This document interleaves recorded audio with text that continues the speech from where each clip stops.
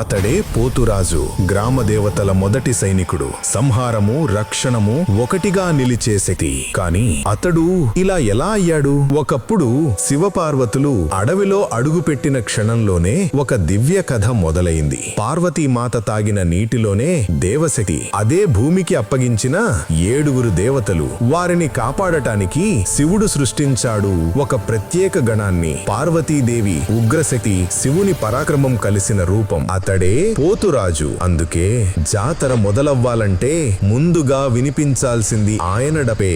ఆ శబ్దం చెడు దృష్టిని, దుష్ట శక్తులను ఊరి దరిదాపులకు రానియ్యదు. పాత కథల్లో పోతురాజు కేవలం కాపలాదారు కాదు, తల్లి దేవతల కోపం ప్రజలకు తాకకూడదనుకుని ముందుగా తన మీదే తీసుకునే ఆ మొదటి సైనికుడు. అందుకే అతడిని అమ్మల మొదటి సైనికుడు, చివరి కాపరి అని పిలుస్తారు. ఫుల్ వీడియో చూడాలనుకుంటే కింద ఉన్న ప్లే బటన్ ని టచ్ చేయండి, లేదంటే ఈ థంబ్నెయిల్ తో ఉంటుంది. మన ఛానల్లో చూడండి.